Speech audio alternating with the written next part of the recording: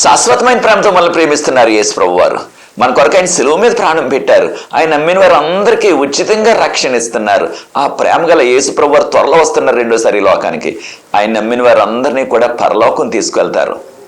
ఆ ప్రేమ గల యేసు ప్రభు నామంపేట మిమ్మల్ని అందరినీ కూడా మన కడవరి కాలం కార్యక్రమానికి ఆహ్వానిస్తున్నాను. ప్రియ సోదరి సోదరులారా, మనము పరలోకం గురించి బైబిల్ గ్రంథం నుంచి ధ్యానిస్తున్నాం.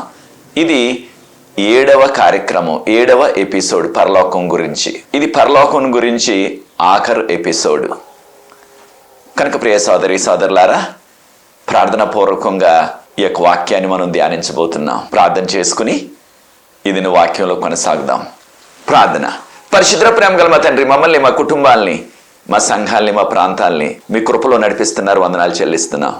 మీ ప్రత్యేకమైన ఆశీర్వాదం మాకు అనుగ్రహించాల్సిందని ఈ కార్యక్రమాన్ని వీక్షిస్తున్న వారిని ప్రత్యేకంగా దీవించండి. వారి కుటుంబాలను ఆశీర్వదించండి. ఎవరైతే ఈ పరిచర్య ముందుకు కొనసాగటానికి సహకరిస్తున్నారో వారందరినీ కూడా ప్రత్యేకంగా ఆశీర్వదించవలసిందని, ఈ లోతైన మర్మాలు పరలోకమును గురించి నేర్చుకోవటానికి పరలోకపు జ్ఞానాన్ని మాకు ప్రసాదించండి. పరిశుద్ధాత్మతో మమ్మల్ని నింపండి.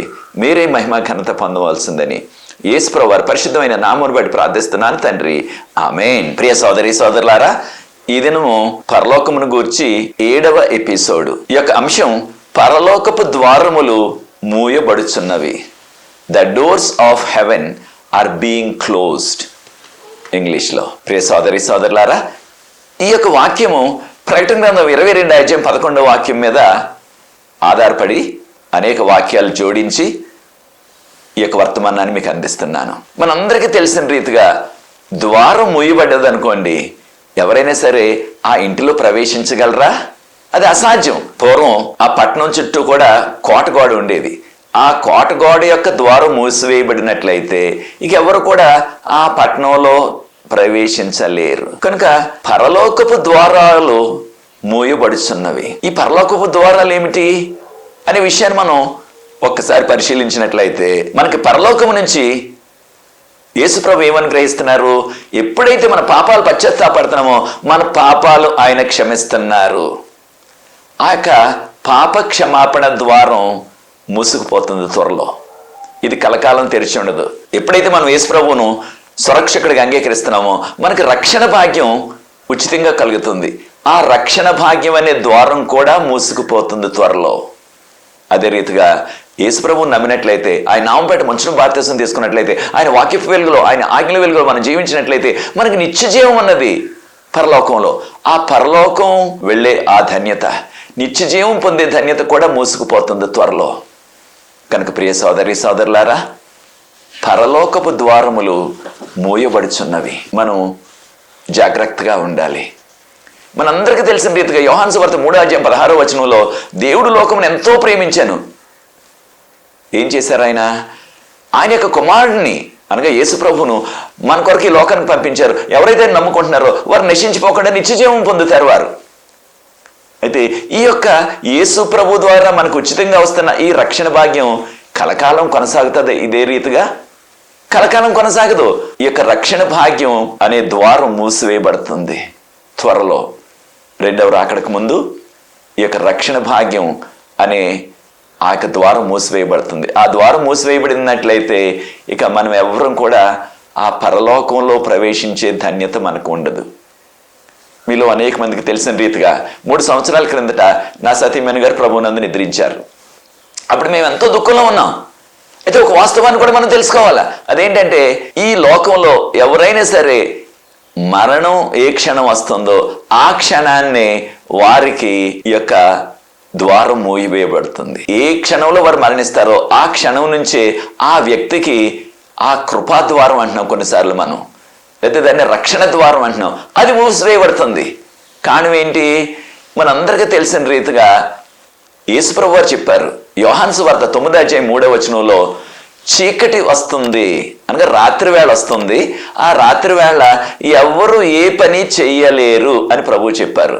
కారణం పూర్వకాలంలో 2000 సంవత్సరాల కిందట చీకటి పడినట్లయితే, రాత్రి అయినట్లయితే ఇక ఇప్పుడు లాంటి లైట్లు లేవు కనుక, ఇప్పుడు లాంటి అధునాతనమైన సదుపాయాలు లేవు కనుక ఎవరు కూడా రాత్రి ఎక్కడికి వెళ్ళే అవకాశం లేదు. కనుక రాత్రి వేళ ఎవ్వరు కూడా ఏమీ చేయలేరని ప్రభువు చెప్పారు.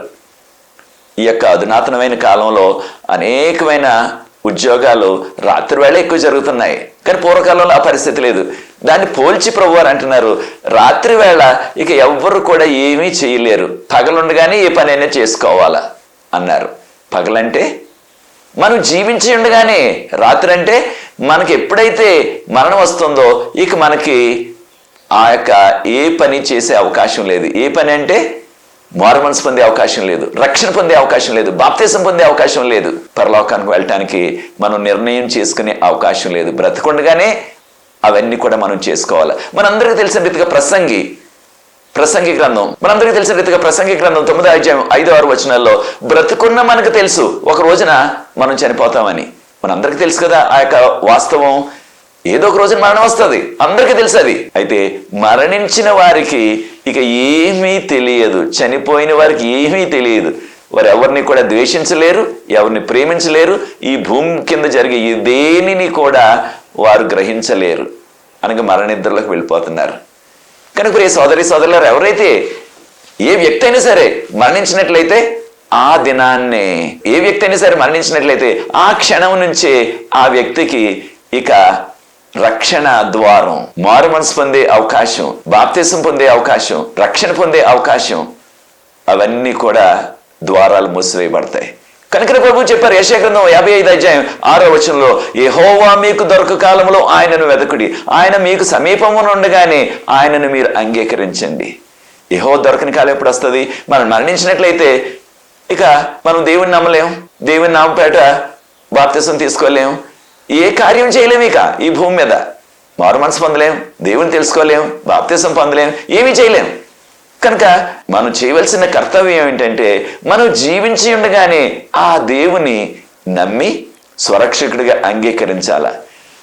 లేకపోయినట్లయితే ఈ యొక్క కృపాద్వారం, ఈ రక్షణ ద్వారం త్వరలో మూసుకుపోతుంది. మనకందరికీ కూడా తెలిసిన రీతిగా లోకంలో గూగుల్ ప్రకారంగా ప్రతిరోజు కూడా ఏదో గ్రామంలో, ఏదో నగరంలో, ఏదో పట్టణంలో ప్రపంచం అంతా కలిసి దాదాపుగా 2 లక్షల మంది ప్రజలు చనిపోతున్నారు. చూచారా? అనగా దేవుడు ఆదిలో ఆదాముతో చెప్పిన మాట, నిన్ను మట్టిలోంచి తీసాను మరలా నువ్వు మట్టి అయిపోతావనే మాట అక్షరాల ప్రతి దినం కూడా నెరవేరిపోతుంది. మరణించిన క్షణం నుంచి ఆ వ్యక్తికి ఇక ఏమీ కూడా అవకాశం లేదు. మనందరికీ తెలుసు, ప్రతిరోజు కూడా అనేక వేల మంది యాక్సిడెంట్లో చనిపోతున్నారు, ఈ వాహనాలు ఢీకొని యాక్సిడెంట్లో చనిపోతున్నారు. అయితే ప్రభు అంటున్నారు, చూడండి, మీ ముందు నేను ఒక ద్వారాన్ని తెరిచి ఉంచాను, ఆ యొక్క ద్వారం నేను మూసేసినట్లయితే ఇక ఎవరు దాన్ని తెరవలేరు, నేను తెరిచినట్లయితే దాన్ని మూసివేయలేరు అన్నారు. ఇది ప్రకటన గ్రంథం 3వ అధ్యాయం 7వ వచనం. అనగా దేవుడు మన కొరకు తెరిచి ఉంచిన ఇక ద్వారం ఏంటంటే మనం జీవించున్న కాలము. ఒక రోజున ఆ యొక్క ద్వారం మూయబడుతుంది, అంటే మనకు మరణం వచ్చేస్తుంది. ఇక మనం అప్పుడు ఏమీ కూడా చేయలేము. కనుక ఆ ద్వారం తెరిచి ఉండగానే మనము ఈ రక్షణ అనే ఓడలో ప్రవేశించాలా. లేకపోయినట్లయితే మనము నశించిపోతాం.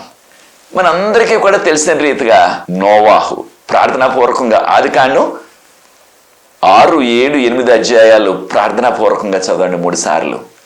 నోవాహును దేవుడు వాక్యాన్ని నోవాహుతో దేవుడు చెప్పారు, నీవు ఓడని సిద్ధం చేసుకో, అందరికి కూడా ఈ హెచ్చరిక వర్తమానం తెలియజేయమన్నారు.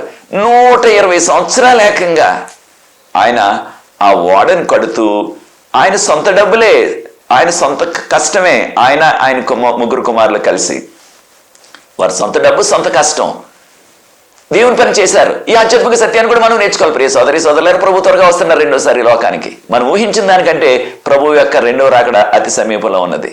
ప్రభు రాకడ కొరకు నీవు నీ కుటుంబం ఏం చేస్తున్నారు? నోవాహు కుటుంబం వలె మనం కూడా కొంతైనా ప్రభు సేవ చేయాలా, ప్రభు సేవ చేసే వారికి సహకరించాలా. ఆయన అంత కష్టపడి ఆ యొక్క ఓడను కడుతూ వారందరూ కూడా ఆ హెచ్చరిక వర్తమానాన్ని, ఈ లోకమంతా కూడా నశించిపోతుంది, పెద్ద జలప్రళయం వస్తుంది అని బోధిస్తుంటే ప్రజలు హేళన చేశారు, పిచ్చివాడిగా ఆయన ముద్ర వేసేశారు, పిచ్చి పట్టేసింది అన్నారు. ప్రియ సోదరి సోదరులారా, వారికి ఆ తరంలో ఉన్న ప్రజలందరికీ కూడా ఎంతో విపులంగా క్లియర్గా హెచ్చరిక వచ్చింది వారికి. ఏం హెచ్చరిక? రకరకాల జంతువులన్నీ కూడా, పులులు, సింహాలు, చిరుతపులులు, ఏనుగులు, రకరకాల క్రూర జంతువులు, అవన్నీ కూడా అడవిలో నుంచి మగ జంతువు, ఆడ జంతువు రెండేసి వచ్చేస్తున్నాయి. ఎక్కడికి వచ్చాయి? తిన్నగా వాడ దగ్గరికి వచ్చేసాయి ఏకంగా. అది చూసిన వారు ఆశ్చర్యపోయి ఉంటారు ఆనాటి ప్రజలు. పులులు వచ్చేస్తున్నాయి, సింహాలు వచ్చేస్తున్నాయి, మాకేమన్నా హాయం చేస్తాయేమో, దీనికి వస్తున్నాయి పుల్లు సింహాలు. ఎవరో వాటిని తోలుకెళ్తున్నట్లుగా తిన్నగా వాడ దగ్గరికి వెళ్ళిపోయాయి. వాడ దగ్గర నోవహు గారు వాటిని వాడలోకి ఎక్కిస్తున్నారు. ఆయన ఏ హాని చేయట్లేదు. వారు దూరం నుంచి ఆశ్చర్యంతో, వారి ఇంట్లో నుంచో లేకపోతే భయంతో కాస్త పెద్ద చెట్టు ఎక్కేసి అక్కడి నుంచో చూస్తున్నారు, ఏం జరుగుతుంది ఏం జరుగుతుందని. చూచారా?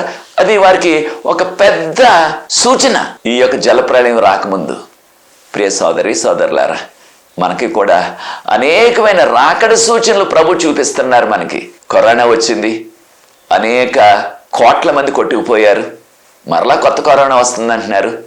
దాంతోపాటు అనేకమైన విపత్తులు వచ్చేస్తున్నాయి ఈ యొక్క లోకంలో. ఇవన్నీ కూడా మనకి రాకడ సూచనలు. ఇవన్నీ కూడా మనకి రెండవ రాకడ సూచనలు. దాంతోపాటు ఆనాటి ప్రజలకి రకరకాల పక్షులని కూడా, మగ పక్షి, ఆడపక్షి, అవన్నీ కూడా ఎగురుకుంటూ వచ్చేసాయి. అది చూసిన వారు కూడా ఆ పక్షుల కిలకల రావాలి వింటూ, వారు దేనికి వస్తున్నాయి పక్షులన్నీ, ఎక్కడికి వెళ్తున్నాయి? వారికి కనిపిస్తుంది తిన్నగా వాడ దగ్గరికి వెళ్ళిపోతున్నాయి, నోవహు గారి దగ్గరికి. నోవహు గారు వాటిని అన్నిటిని కూడా లోనకి చేర్చేస్తున్నారు. చూచారా? ఈ విషయాలు మనం ఆదికాండం 7వ అధ్యాయంలో చదువుతున్నాం. అయితే ప్రియ సోదరి సోదరులారా, అంత జరిగినప్పటికీ 120 సంవత్సరాలు హెచ్చరిస్తూ ప్రతిదినం కూడా వారికి వర్తమానం చెప్పినప్పటికీ వారు పట్టించుకోలేదు, మారు మనసు పొందలేదు, ఒక్కరు కూడా వారి దగ్గరికి రాలేదు. చివరిగా ఆ యొక్క ద్వారాన్ని దేవుడే మూసివేస్తున్నారు. ఆ యొక్క ద్వారం మూసివేస్తూ ఉండగా ఆఖరిగా నోవహు గారు వారందరికీ కూడా ఆ యొక్క ఆహ్వానం అందించారు. ఇప్పుడైనా సరే రండి, ద్వారాన్ని ప్రభు మూసేస్తున్నారు, మీరు రక్షించబడాలా, జలప్రళయం వచ్చేస్తుంది, మీరందరూ కూడా నశించిపోతారు, ఈ భూమి అంతా నశించిపోతుంది అని ప్రతిరోజు చెప్పిందే చెప్పినప్పటికీ వారు పట్టించుకోలేదు, హేళన చేశారు, పిచ్చి పట్టేసిందని ముద్ర వేసేశారు ఆయనకి. చివరిగా ఆ ద్వారం మూసివేయబడక ముందు నోవహు గారు, ఆయన భార్య, ఆయన 3 కుమారులు, కోడళ్ళు, వారందరూ కూడా లోనికి వెళ్ళిపోయి ఆ ఓడలో కూర్చున్నారు. ప్రియ సోదరి సోదరులారా, ప్రభు ద్వారాన్ని మూసేశారు. ఇక ప్రభు ద్వారం మూసేసిన తర్వాత ఇక ఎవరు కూడా లోనకి వెళ్ళటానికి అవకాశం లేదు. లోన ఉన్నవారు బయటకు రావటానికి లేదు, బయట ఉన్నవారు లోనకి వెళ్ళటానికి లేదు ఆ యొక్క ఓడలోకి. చూచారా? ప్రభు ద్వారాన్ని మూసేశారు. ఈ విషయాన్ని మనం గుర్తించాలా? పరలోకపు ద్వారాలు మూసివేయబడుతున్నాయి. దీనిని మనం గుర్తించాలా? 7 రోజులు ఎప్పుడులాగే ఎండ వస్తుంది, అంతా కూడా మామూలుగానే ఉంది, ఏ తేడా కూడా లేదు. అయితే 7 రోజులు కూడా వారు విశ్వాసంతోనే లోనే కూర్చుని ఉన్నారు. చూచారా ప్రియ దేవుని బిడ్డలారా? ఒకవేళ అదే పరిస్థితుల్లో మనం ఉన్నట్లయితే మనకి ఏమనిపిస్తుంది? వర్షం లేదు, ఏమీ లేదు, అనవసరంగా వ్యర్థంగా ఎందుకు కూర్చుంటున్నాం ఇక్కడ, వెళ్ళిపోదాం బయటికి అనిపిస్తుంది మనకి. వెళ్ళాలంటే ద్వారం మూసివేయబడ్డది, ఇక బయటకు వెళ్ళటానికి అవకాశం లేదు, ప్రభువే మూసేశారు. ఎప్పటిలాగే వారికి ఎండ వస్తుంది, అన్ని యథావిధిగా జరిగిపోతున్నాయి. అప్పుడు నేను ఊహిస్తున్నాను, అక్కడ నోవహు గారు తెలిసిన వారు ఉంటారు కదా, వారి చుట్టాలు, వారందరూ వచ్చి ఆయనతో మాట్లాడుతూ, వట్టి చెక్కే కదా, వట్టి చెక్కతో కట్టిన ఆ యొక్క వాడ కనుక వారు లోన ఉన్నప్పటికీ వారికి కంటికి కనిపించకపోయినప్పటికీ మాటలు వినిపిస్తాయి. నోవహు గారి చుట్టాలు ఉంటారు, ఏదో తాత వరుసో, పెద్దనాయన వరుసో, చిన్నాయన వరుసో, మామయ్య వరుస, ఏదో వరుస ఉంటుంది. ఆయన పిలిచి, దేనికి ఉంటున్నారు మీరు లోన? చూడండి, ఏ విధమైన వర్షం లేదు ఇక్కడ, ఎందుకు లోన ఉన్నారు?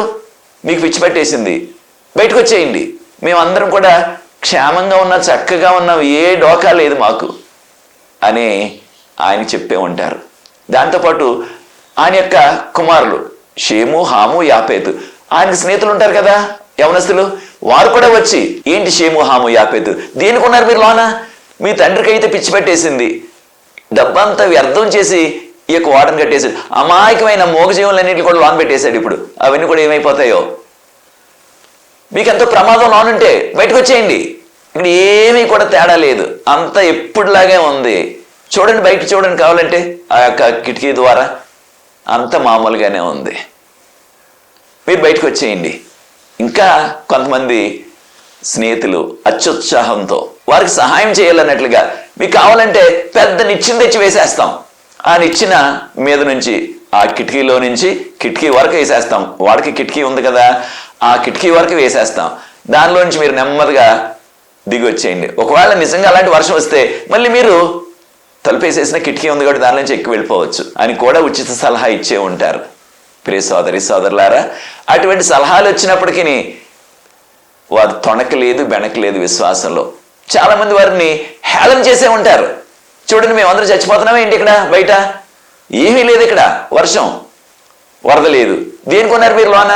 మీ తండ్రి పెద్దవాడు అయిపోయాడు కాబట్టి ఆయనకి ఏదో కాస్త పిచ్చి పట్టేసింది. మీకేం పోయి కాలం, మీకేం జరిగింది, మీరెందుకు లోన్ ఉన్నారు అని వారిని మందలించే ఉంటారు.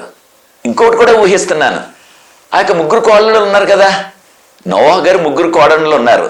ఆ ముగ్గురు కోడళ్ళ యొక్క కుటుంబాలు, వారి అన్నదమ్ములు, వారి అక్క చెల్లెళ్ళు, వారు కూడా వచ్చి వారి దగ్గరికి, ఆ యొక్క కుటుంబ సభ్యులందరూ కూడా ఎంతో వేదనతో దుఃఖంతో, మీరు లోన్ ఎందుకున్నారు, మీరు బయటకు వచ్చేయండి, లోన్ చాలా ప్రమాదం.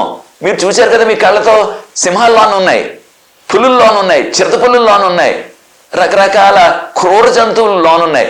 అవన్నీ కూడా ఏదో ఒక రోజున మిమ్మల్ని చంపుకొని తినేస్తాయి. దాంతోపాటు విష సర్పాలు ఉన్నాయి లోన, ఆ విష సర్పాలు మిమ్మల్ని కాటు వేసేసి మీరు చనిపోతారు. లోన చాలా ప్రమాదం.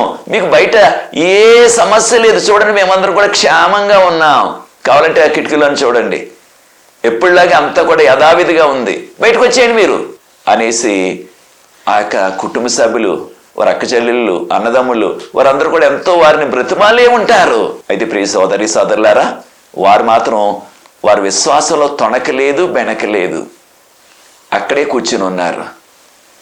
అయితే ప్రియ సోదరి సోదరులారా, ఆ యొక్క కుటుంబ సభ్యులు అనేక మంది నోవహు గారిని ఎంతో దూషించే ఉంటారు.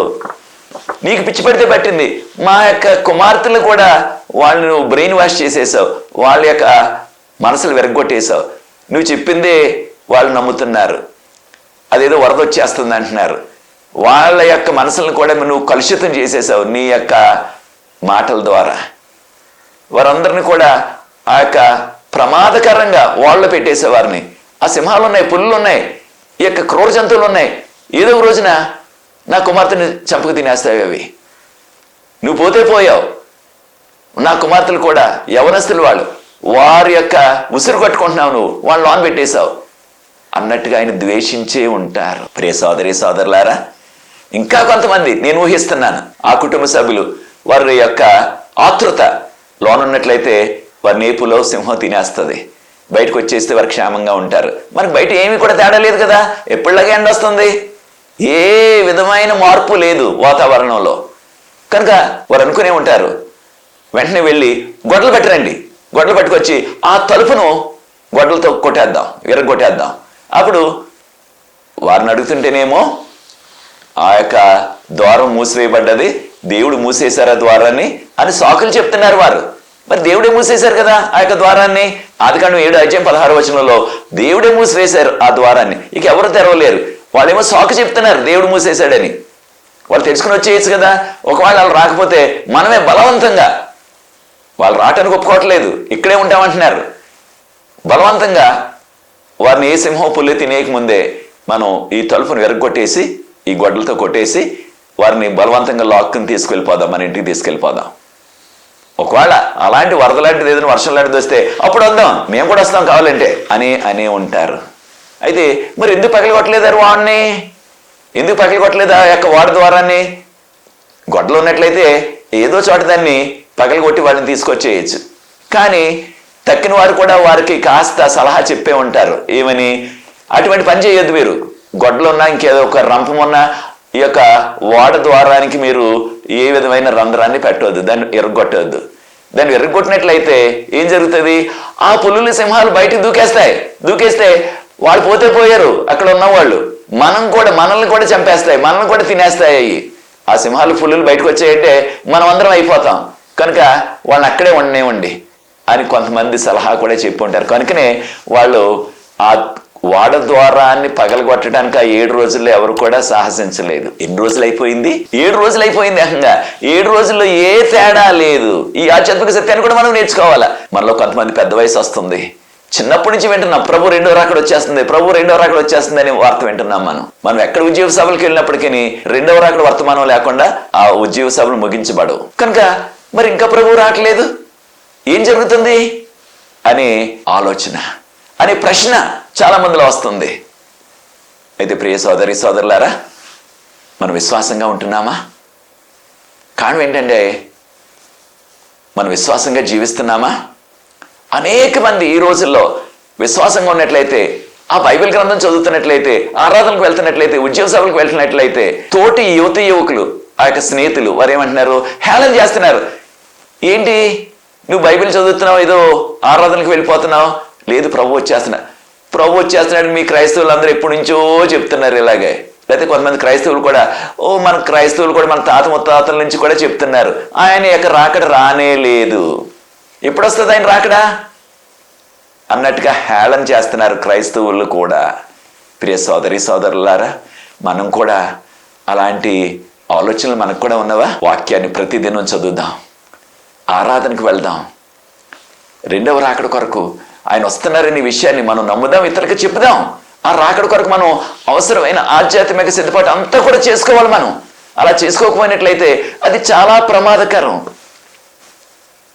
ఎప్పుడు నోవహు కాలంలో ఉన్న ప్రజలకు ఆఖరి అవకాశం ఇవ్వబడ్డది. నోవహు కాలంలో ప్రజలకి ఎప్పుడు ప్రభు ఆఖరి అవకాశం ఇచ్చారు అని ఒక్కసారి ఆలోచించినట్లయితే, ఆ ద్వారాన్ని ప్రభు మూసివేయక ముందు నోవాహు గారు ఆఖరు అవకాశాన్ని, ఆఖరు ఆహ్వానాన్ని అందించారు. చివరగా రమ్మని ఒక్కరు కూడా రాలేదు, హేళన చేశారు. వారి కళ్ళ ముందే నోవాహు అని కుటుంబం లోనకు ప్రవేశించారు, ద్వారం మూసివేయబడ్డది. 7 రోజులు జరిగింది యథావిధిగా అంతా కూడా. తర్వాత మబ్బులు పట్టాయి, ఉరుములు ప్రారంభమయ్యాయి, మెరుపులు ప్రారంభమయ్యాయి. అప్పుడు బహుశా కొంతమంది అనుకునే ఉంటారు, ఆ నోవాహు చెప్పిన మాట జరుగుతుందా ఏంటి అన్నట్టుగా వర్షం ప్రారంభమైంది. బైబిల్ గ్రంథం చెప్పేది మనకి ఆదాము నుంచి నోవాహు వరకు ఎప్పుడూ వర్షం అనేది పడలేదు. కనుక వారు వర్షం అంటే నమ్మలేదు, వరద అంటే నమ్మలేదు.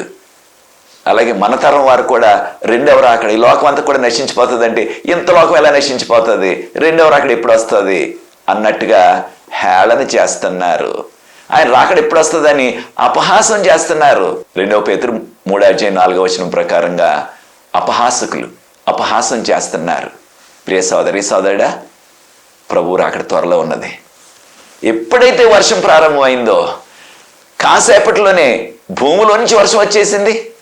భూమిలో నుంచి నీరు పైకి పంపు ఆన్ చేసినట్లుగా నీరు పైకి వచ్చేస్తుంది.